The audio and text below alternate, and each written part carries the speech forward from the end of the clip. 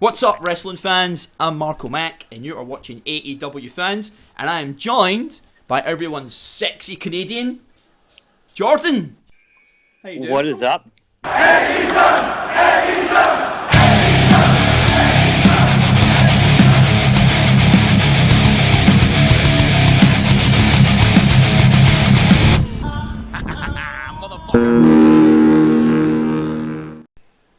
So, the first match on Dynamite this week was SCU versus Hangman Adam Page and Kenny Omega, the current AEW Tag Team Champions. And this show started straight away.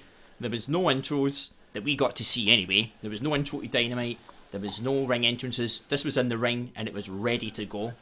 What did you think? I was disappointed. Like, I always want to hear Hangman's entrance. Every time. Yeah. I just need to hear that. But other than that, it was right away. We got right into it. It's a cool entrance though, I love it. Yeah. Plus, but I might be drinking beer right now, but we never got to see the dark match that they taped. I don't know if they taped it or where Adam Page took my beer and then he cheersed you. I'm disappointed in that. Yeah. We get to remember it, though. That's all that matters. It'd be cool to see it, but I vividly remember that moment. Well, you obviously know my favourite part of this match was Evil Uno and the Dark Order coming down. When they said, it wasn't the Exalted one, but they said, members of the Dark Order are closer than you think. And then that took Christopher Daniels. He's like, I'll go backstage, I'll deal with this. So that people are thinking, is Daniels in the Dark Order? Is it really going to be Matt Hardy? Is it going to be Brody Lee? What's going on? I liked that. I thought that was pretty cool. Yeah, the more I watch it, the more I kind of want it to be Daniels. It just makes sense. Oh, really? Just let him reinvent himself again. You don't think that'll be an anticlimax? Yeah. I don't know. I love CD. Yeah, anybody, whoever it's going to be a big pop regardless. Yeah. But I just think it would be cool right now, the way the story is building, is if it was Daniels. But I'm sure they're going to swerve us and do something that we don't see coming. Well, what was interesting about this match is SCU were playing the heels. So I think at one point Kenny Omega was whipped off the rope, and it was Scorpio Sky put his knee up so that he hit off it, and then Kenny's like, "What are you doing, man?" And there was a couple of other points in the match where it seemed like SCU were having to take on the heel role. I thought that was interesting. Yeah, that was different. I don't feel like either one of those teams right now are a face or a heel. Like, there just isn't that dynamic, because you kind of have a face and a heel with Kenny and Hangman to begin with. So it's interesting, but it was nice to see kind of them working, being the bad guys a little bit. I didn't really like the finish of that match. Okay. Just it seemed odd to me, the fact that, like, he was clearly at the ropes. Now, I get where you're coming from, right? I get it. But I thought it was quite smart. When I watched it, I was like, oh, referee, man. His hand was on the rope. That wasn't a free count. But what it was I think Kenny got pinned, right? Yeah. It was 1, 2, 3, grab the rope, and it was so quick. So it still makes SCU look strong because they were just that close. But then you would think, Kenny Omega's meant to be smart, right? Why didn't you just pull him away from the rope? Yeah. Kind of, it gives them a free rematch, right? Like, that's an easy way to book another rematch. So it was a good start. Like, the show started awesome. And then, my second favourite part of the match, when the Dark Order came out again. I just love Evil Uno swagger, man. I love it. This gimmick is going to work. I'm telling you. I thought it worked for the start. I've just been a big Dark Order fan from the start. But this is going to work. And then I liked how it set up the Battle Royal. Because who did we have? We had the Butcher, the Bunny, and the Blade. My boys, man. My boys. Yeah. Shout out to the They Butcher. came out. Then TH2 came out. Mm-hmm. And then Young Bucks. Young Bucks. It was good. Build to that next week. I don't always like seeing that after a match. I kind of like a match to finish. Yeah. And because they already had a story built in with the way that they actually did the finish in the match. Mm-hmm. But then they just kind of built on the bigger story for next week. in it, and it seemed too much to me. Yeah. It was a lot. It seemed like there was a lot going on. Yeah, without really explaining a lot, like, yeah, they're all going to be in a match, but there's not really feuds in there other than maybe the Dark Order. Well, I guess you got the Bucks versus Butcher and Blade. Like, that's a little bit of a feud if you want to call it that. And... Well, I've been told. Someone said it's been posted up somewhere that they're actually going to do this battle royal properly. So, if me and you are in a tag team and you get flung over the top rope, my ass doesn't have to go backstage. I get to fight on for my team. So this is how I want to book it. We're kind of jumping ahead to the preview show part, but we're going to have the Butcher and the Blade against Matt Jackson or Nick Jackson. I don't care, one of the Jacksons. So it's the two of them against Nick or Matt. That's what I want to see the ending as. And of course I want the Butcher and the Blade to win, but it's probably going to be the Young Bucks, right? It could be anybody. At this point, it literally could be any of those teams. Except for maybe TH2. I can't see them winning, but, like, Private Party could win. I wouldn't mind seeing that. That's the thing. Tony Khan's, he's a clever cat. Yeah. He's very good at keeping you on your toes. And you're left wondering what exactly is he going to do next, you know? So he could throw a curveball. Yeah. Yeah, we'll see. Like, I'm very interested for next week's show. Again, we're jumping ahead a lot, but next week's going to be good. It is going to be really, really good. Really, really good. Yeah. Like that, the steel cage match is going to be awesome. Oh, the steel cage match. The Lucha Brothers versus Hang Mega is going to be sweet. That will be good. And then, after that, we had the sit-down interview. Jim Ross and Santana. Holy shit! So good. How good? Do you know so good. It made me tear up. It made me tear up because that guy took something that was real in his life and he adapted it for the story. And I don't even know if this was by accident. I think Tony Khan's a very smart man. So he's probably said to him, look, see with the thing with your dad being blind in that, can we have Moxley blind one of your eyes? And it will really help build the story because you can sit down and talk about it. I think it was maybe by accident that this happened. He's just a happy accident. It could be a happy accident, but that was so powerful. Talking about how he phoned his dad up at 4 a.m. and he said, you know, Dad, I feel like every day I'm in darkness. And his dad was like, I live every day in darkness because he was blind. I was like, oh man, that's so powerful. Yeah. Yeah, it was deep. And then they killed it with that promo. And then right after that, they had the great Darby promo. Oh, I love it. Just the signs dropping and just a little bit of coughing. Mm-hmm. Oh, so good. Hairpiece so good. Jericho's ass. Yeah. I love Darby, man. He's right up there. If I could put Darby Allin, the Butcher, the Bunny, the Blade, and Darby, and have a little faction, I'd throw in Jimmy Havoc. We can't go off on tangents, man, but we're gonna. Yeah. I can't wait to see Luther versus Jimmy Havoc. Just gonna see it. It's going to be great. Fuck yeah. Luther, they did things on Twitter for Valentine's Day. Yeah. Luther was doing all these weird pictures and stuff. And it was just so cool. I think I'm going to like what they're going to do with Luther. Him and Jimmy Howard, they're just going to kill each other, man. Yeah. Oh, it'll be great. But, okay, yeah, back on. So then after that, what did we have after the promo? Did we go right to... Straight to Sammy and Jake Hager for the match between Sammy Guevara and Dustin Rhodes. Yep, which was a great match. I thought that was solid. Very, very solid. Yeah, I really like that match, and I really like that we're getting a Jake Hager match. Finally we get Jake Hager. Yeah. I want his finish to be the knee to the groin. Like, it should be. It would be hilarious. Just build on that, like, pre-existing story. You know what? Because he does it all the time. Like, they do it to guys all the time right now. I know the finish. Dustin Rhodes going to set him up for Shattered Dreams. He's going to run up. Referee, with a bit Aubrey's going to stop and go, you can't do that. He's going to turn around. And then when the ref's back's turned, Hager is going to do the knee to the balls. Yeah. Yeah. I like it. Well, Dustin spends the whole time trying to break his arm. Yeah. I like to see that. Yeah, that'll be good. Dustin has been wrestling for 32 years. 32 years. Crazy.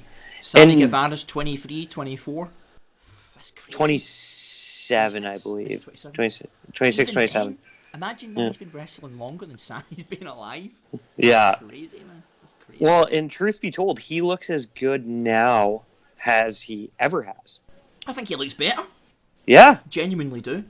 Yeah. I liked him when he went for his crossbody Yeah. from the top rope, and Hager blocks him and stops him from doing it. Yeah. And then that sort of led in to the finish, because I think after that, Sammy did a weird, it's like you're in a reverse torture rack, and then he flips you over into a GTS. Yeah, something like that. Yeah, and I thought he's going to get the win with that, but he didn't. He got a near fall, but then Dustin, Canadian Destroyer, and then does the old final reckoning. Yeah. 1, 2, 3. Game over. Now, I'll point out, someone was criticising this that I watch on YouTube. I can't remember who, and they said that Sammy should have won again, and because Hager would have cost Dustin the win, that would have been nice to set up their match for Revolution. But Yeah. I think it was fine the way it was. Yeah. Like I It made don't sense. think any less of Sammy because he lost that match. Like Yeah, they said something like Sammy has to get a win. And I think Sammy's 3-1 this year. Sammy's been winning all year. yeah. I think he's only lost one match so far. Yeah, one or two maybe. And then there was a promo by Dustin. Yeah, which was great when he calls out Jake. That was pretty good. I don't know if you can remember what he said about. He didn't say you suck in the UFC. I think he said, you're losing in the UFC or something. Which isn't true. It's not. Like he's like undefeated, hasn't lost. He hasn't. He had a draw. Was that a draw that he had? Yeah, well, no, it was a no contest or whatever because he kneed the guy in the balls. Now, Hager hasn't actually accepted the challenge, right? Because when does he ever speak? But when he called him Jericho's bitch, I thought that was cool. I thought that was really cool. Yeah. And then they had the nice little image after of the match being for sure when they did that. And just seeing Jake Hager just stand there like this in his polo and jeans, it was like, yeah, that guy's going to kill him. Because Jake's got to win that, right? Absolutely, he has to. Has to. Like, unless it's some sort of screwy finish, which I don't want, I would rather Jake just crush Dustin. Britt Baker came out, and she was having an old chin wag with Tony Schiavone. What did you think about that? I loved it. Yeah. She is so much better as a heel. Like, and I love that how'd she say it? I did her a favor and extracted her tooth for free. It was rotten, apparently. Yeah. Oh, great. And it's, and it's cool how she used all the dental terminology that we don't know, but that's the point. Yeah. And, like, it's going to be factually accurate. She comes off way better as a heel. Yeah, she does. But and her and Shivani have good chemistry too, and it just works. They've got great chemistry. And I was trying to think, what was it Whataburger?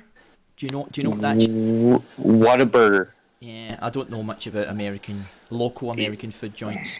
You might know more than me.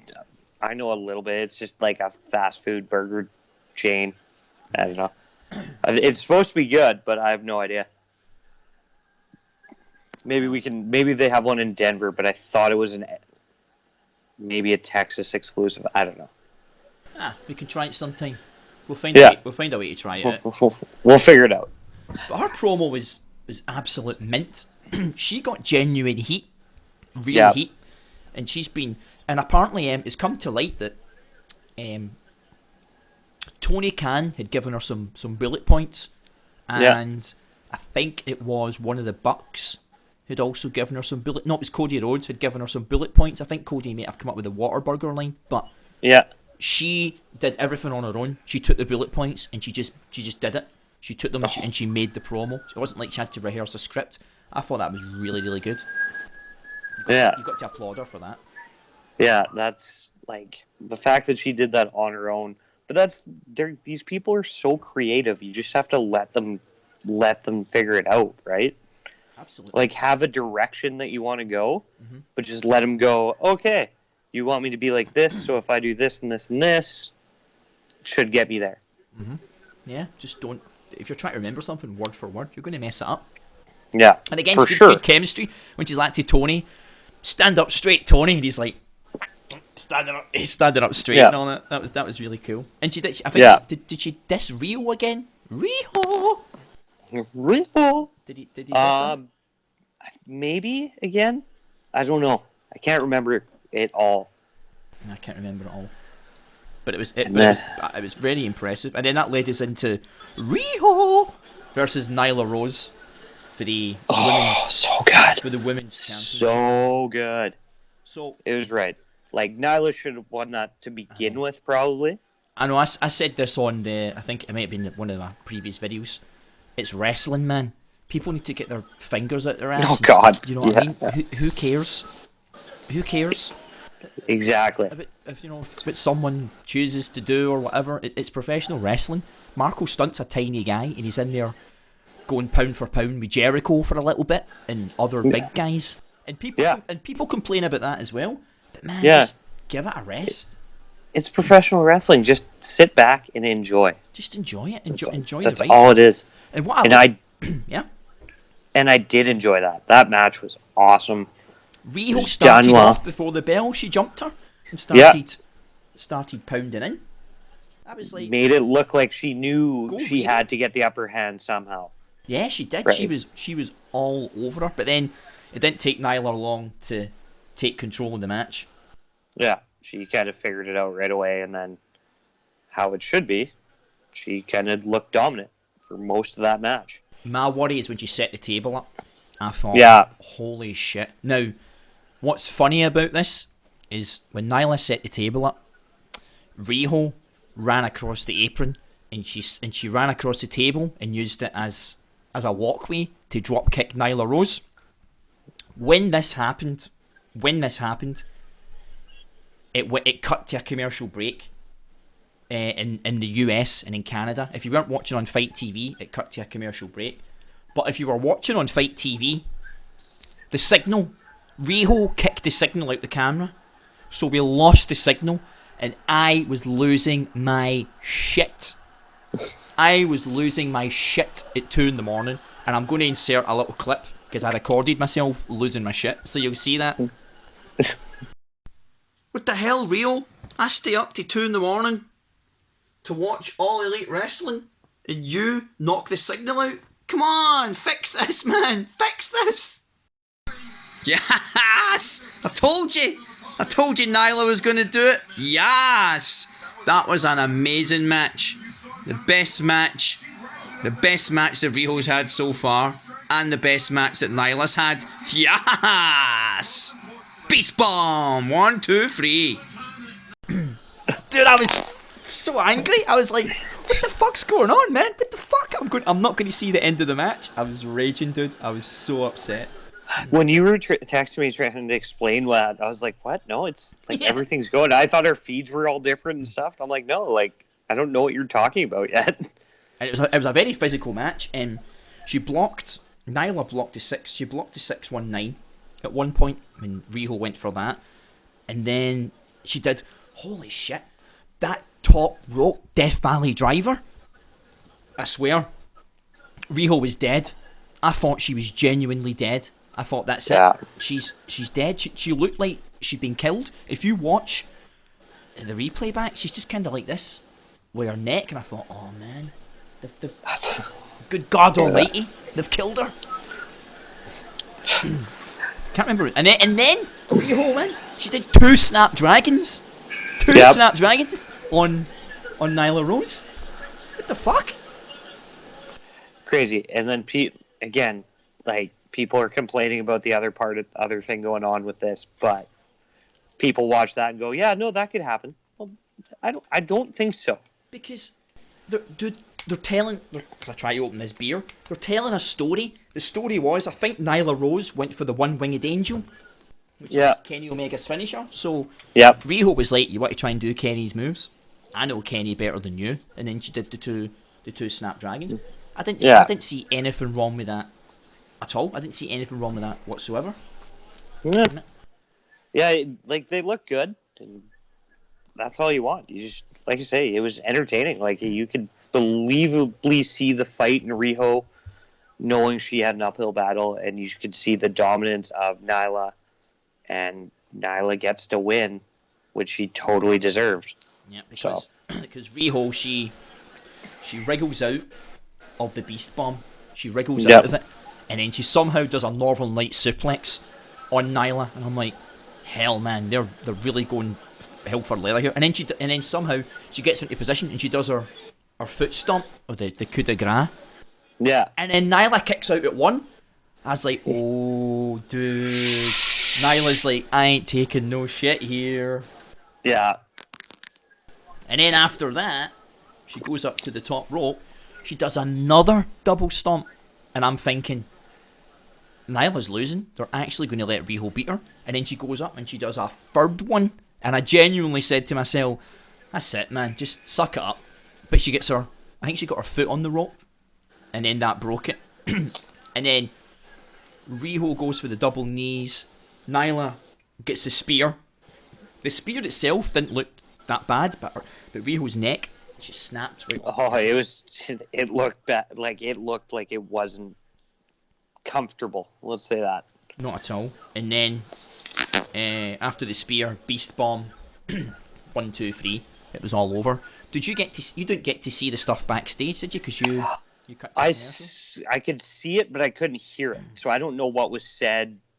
It was just in like a little screen on the side. So Nyla goes backstage, and Tony Khan's there. And he gives her a hug, and she's just like, yeah, whatever, because she's got to stay in character, right? She's like, yeah, whatever. Yeah. And then she walks up to Kenny, and she's like, yeah, I'm your women's champion now, and kind of rub it into his face, because he's, like the women's division guy. Yeah. Kind of rubs it in his face. Then there's a couple of, I think, Big Swole was there. I think Britt Baker was there, and someone. Statlander. Yeah, Statlander, and I think she barges past Swole as she goes backstage, but she was giving it, where's my bubbly? I've not got any bubbly. Where's my bubbly? Yeah. Chris Jericho got bubbly. Where's my bubbly? I was like, yeah, that's cool, man. And she's like, where's my applause? I thought that was a really nice touch. And then that took us into the Chris Jericho segment backstage when he cut a promo. Yeah, which again, Jericho cuts a great promo as always. I like the announcement of Jeff Cobb. Mm-hmm. Like that was really cool, but it kind of felt wasted because he showed up later. So like, yeah, I get it. Like if they were gonna not have him come last on this show, cool, announce him. That would be cool. Or don't announce him, or don't announce his name. Just say we hired a hitman. But the problem is, right? Think of every debut. The Butcher and the Blade. Nobody knew who they were. Yeah. Luther. Nobody knew who he was. So when they do these cold debuts, folk go, who is this guy? Now, a lot more folk would know who Jeff Cobb is.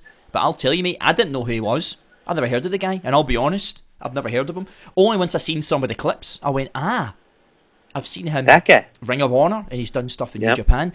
But if he'd walked out cold, I'd have been like, man, this looks like a cross between Taz and Samoa Joe. Who is this beast? So that's why he had to do it. And I thought it was nice that he came out, because you know how you do the whole, we've got a hitman, and then the fans that are there are all like, like Raw does, it's going to be next week. But no, he came out that night. I thought it was alright. Yeah, I would have liked it if they just didn't. I don't know. Yeah, I guess it's to each their own. Just to me, I would have not said his name and let that kind of debut. But like you say, people might not know who he was. Yeah.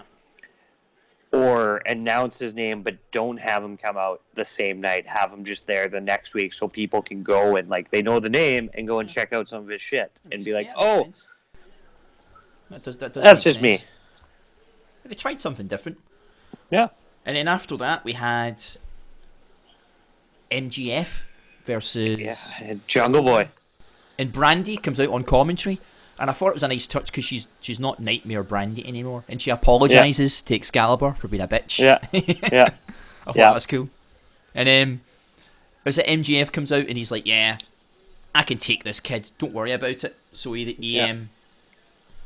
gives Wardlow the night off. He gives him the ring and says, "Look, take the ring. Off you go. I've got this one in the bag." And likewise, when Jungle Boy comes out, he sends Luchasaurus and Marco Stunt to the back. This was a pretty even match as well. It was pretty solid.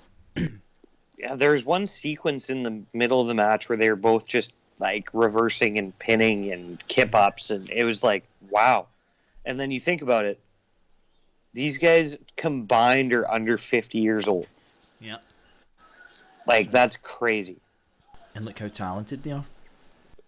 They're unbelievable. MJF is not given enough credit for how good he is in the ring. I don't think he is. I don't think he gets enough credit. And it's his whole persona, because you'd have seen it on Fight if you had picture-in-picture, and on TSN. You get it on?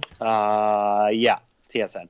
He goes around the ring, he's ripping up folks' signs, and then he knocks a guy's beer out of his hand and all that. I love all the little touches. I think he hits someone as well, he slaps someone or something like that.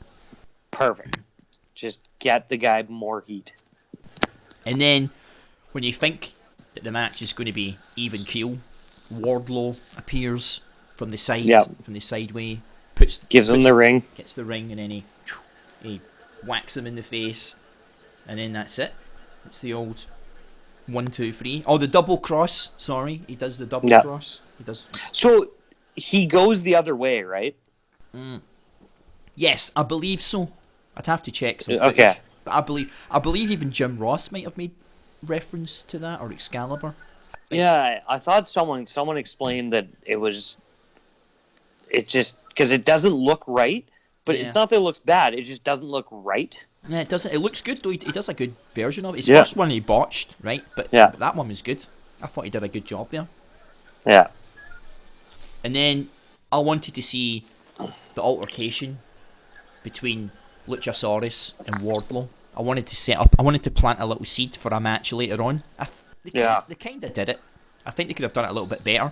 But before Luchasaurus came out, it looked like Wardlow's finisher is a spinning F5. He gets you up for an F5 like Brock Lesnar, and then just releases you. Just lets you go. You're like, dude, man, that's mental. That's absolutely crazy. We'll see if that's his finisher. If they're just making him look big, with Jungle Boy just throwing him around. Maybe so. I want to see him do that to everyone. And then we had my good old boy, the bastard Pac. He was doing a promo again, and these are all filmed in Newcastle, by the way. They're all filmed in his hometown. You can see some of the landmarks. These promos are brilliant. Whoever directs these it's fantastic. Yeah, the editing's so good. Like it gets the point across, and it may be the first time I've ever seen Pac be not in his ring gear, which was kind of interesting. Was he not in his ring gear? I never noticed that. And a couple of times he was like wearing a hood and walking around. He had like clothes on. Yeah, it was weird. It was not weird, but it's different. Like, never saw that before. So cracking promo, man. It sets up the Iron Man match beautifully. I can't wait for which that. Is going to be awesome too. I think that's going to be potentially it could be the best match AEW's had so far. They've got some tough competition, but I think 30 minutes, if Kenny brings his old Kenny style. Yeah. Every match they've had's been brilliant, but Pac has to win it. Otherwise, what's the point? We need to start building him up a little bit more. Yeah, build him as a real threat. Mm-hmm. Yeah. So that if Jericho beats Moxley, then it gives you another guy to fight Jericho. Yeah. Or if Moxley wins, then you have two guys that could be going for. You can have multiple guys coming, but yeah. I could still see Pac fighting Jericho and it being a good showing. Oh yeah, for sure. Which takes us to Jericho coming out before the main event, and again he's going to the private box with Yep. Jake Hager and Sammy Guevara, and the fans again they're singing along to Judas, but they Yeah. still didn't do it as good as us. No. They tried. They were They closer. tried. They were closer, but They've been the closest so far. Yeah. What see. got me wrong is like they sung all the main bits, but when it got to the bit when you shout Judas, they just kind of died out. I'm like, that's the best part. That's where all of us went wild. Yeah. Right? Like that's, but whatever. But it was different too because we were all. Not everyone who was in that crowd would be necessarily a Fozzy fan. No. But I'm going to say mostly everyone who was on the boat was a Fozzy fan. We all know Fozzy, yeah. Yeah. So. And in the start of that match, it looked like Moxley just walked in the front door of the building. Like, you just see him, but he's like he's walking through past all the fans, past the popcorn guy and all that, all the way through the ring apron. And then Santana gets the jump on him straight away. I thought that was the best way to start the match, having a good brawl. Yeah, it was the only thing that didn't make sense to me was the bell hadn't rung. Nope. But Ortiz didn't do anything. He was standing right there and could have hit him. Dude. But he didn't do anything. Dude. I'm watching the whole time and I'm like, why is Ortiz not getting licks in here? The referee can't do anything. Do something, but he wasn't. He didn't do a thing. I was like, that's a bit strange. I agree.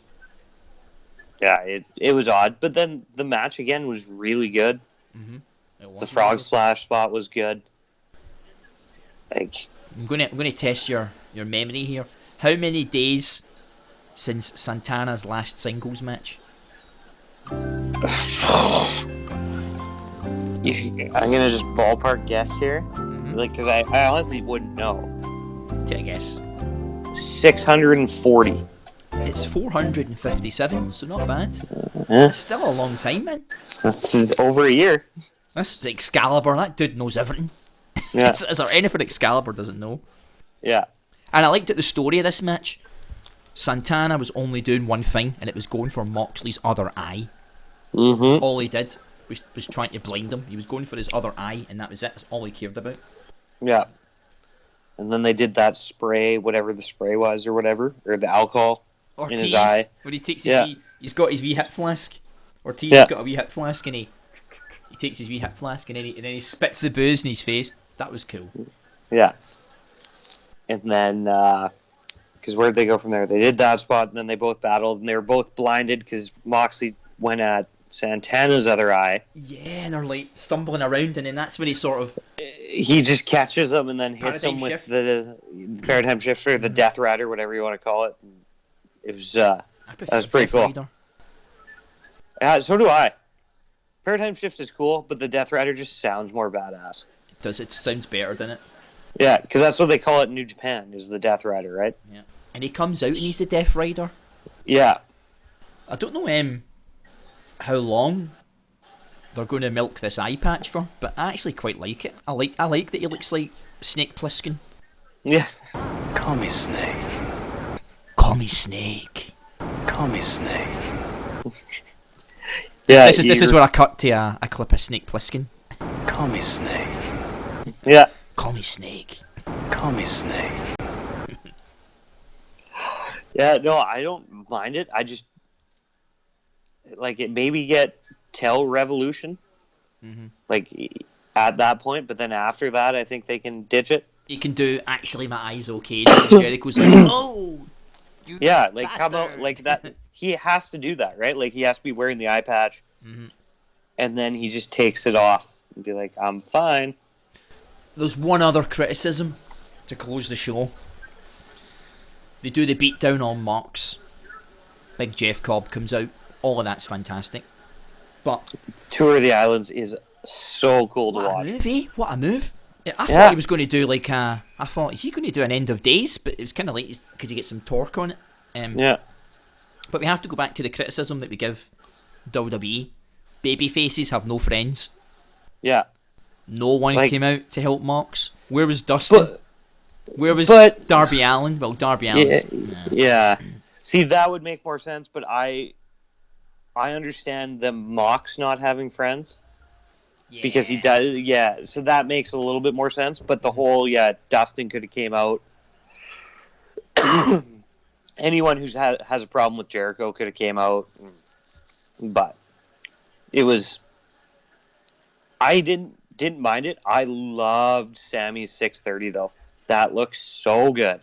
Oh yeah. The way he rolled out of it too and stood up and just stared at him. Amazing. Perfect. Well, I thought this week's Dynamite is definitely in the top 3 and might have been the best one so far. The one with the lashings alone, that was so good. I think that just clinches it. But this one was either neck and neck or it stole it. It was so good. It's been really, really good since they started. Like, they had some hiccups along the way, and they're still having some. But all in all, like, every show's been entertaining. Well, like, Wednesday night is by far the best wrestling night of the week. Easily, for sure. Easily. Because you have AEW and you have NXT, which are both putting up bigger numbers than Raw or SmackDown or Impact. Top class. Like, it's crazy. Well, I've got a new segment for these review shows. And okay. You've got Rotten Tomatoes. We don't use Rotten Tomatoes. We use pumpkins. So I'm going to rate. In fact, I'm not going to rate this show. I'm going to send it down to my colleague Michael, and he's going to rate this show with how many pumpkins he thinks it is out of 5. He's going to give it his 5-star pumpkin review. So, Michael, it's over to you.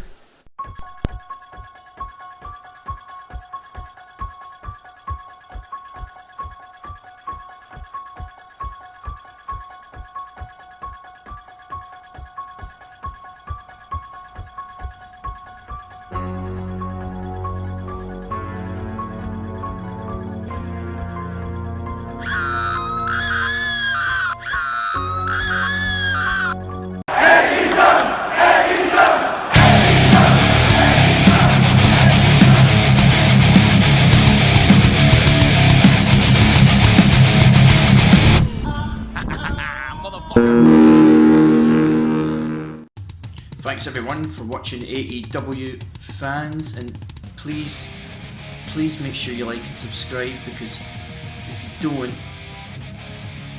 Michael here, he's not gonna be happy.